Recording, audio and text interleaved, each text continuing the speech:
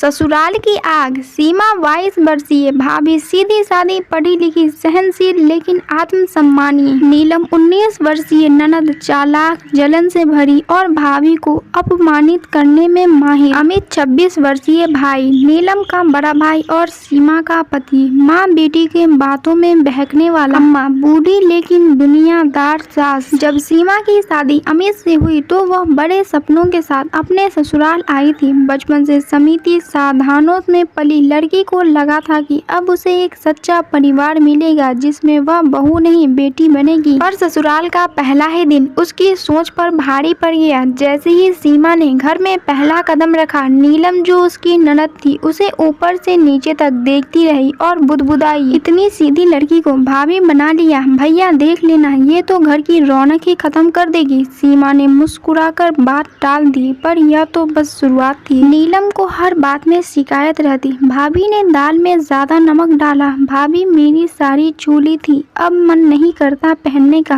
भाभी जानबूझकर मुझे नीचा दिखाती है। सीमा सुबह से रात तक घर के काम में जुटी रहती, पर नीलम हर समय अम्मा के कान भरती रहती। अमित धीरे धीरे सीमा से कटने लगा। वह जब भी कुछ समझाने की कोशिश करती, अमित एक ही बात कहता, तू ही कुछ ऐसा करती होगी जिससे नीलम को तकलीफ होती है। सीमा की आंखें भर आती है, लेकिन सीमा इस बात का कोई जवाब नहीं देती। एक दिन सीमा की सहेली रुचि उससे मिलने आई। रुचि को घर में आते ही नीलम ने झिड़क दिया, बहन जी अब सहेलियां बुला बुला कर ससुराल को मायके समझने लगी है। सीमा की आंखों में पहली बार आंसू नहीं आग। सीमा ने उसी शाम अमित को साफ शब्दों में कहा, अगर मेरी इज्जत इस घर में नहीं तो मेरी उपस्थिति भी इस घर में नहीं रहेगी। या तो नीलम को समझाओ या फिर मुझे मायके छोड़ाओ। अमित हक्का बक्का रह गया। पहली बार उसने देखा कि चुप रहने वाली सीमा आज पहली बार अपने आत्मसम्मान के लिए खड़ी थी। अम्मा ने बात को संभालते हुए कहा, सीमा बहू है पर इस घर की इज्जत भी है। नीलम तू छोटी है पर इसका मतलब यह नहीं कि तू जो चाहे कहे। अमित ने भी पहली बार नीलम को डांटा, सीमा अब इस घर में दबकर नहीं बल्कि बराबरी से रहेगी। नीलम चुप रही। पहली बार समय बीतता गया। नीलम को एहसास हुआ कि जो भाभी उसे दुश्मन लगती थी वही हर सुबह उसकी चाय बनाती थी, हर महीने उसकी फीस के लिए अमित से कहती थी। एक दिन नीलम खुद से सीमा के पास आई और कहा, भाभी क्या हम फिर से बहनें बन सकते हैं? सीमा मुस्कुरा दी, शब्दों की जरूरत नहीं थी। तो दोस्तों, रिश्ता सहनशीलता से नहीं सम्मान से चलते हैं और ये हर औरत को अपने आत्मसम्मान के लिए खड़ा होना पड़ता है, चाहे वह बहू हो या फिर बेटी। अगर आपको आज ये कहानी पसंद आई है तो वीडियो को लाइक करके चैनल को सब्सक्राइब जरूर कर लें और अगर आप ये वीडियो फेसबुक पर देख रहे हैं तो पेज को फॉलो करना ना भूलें।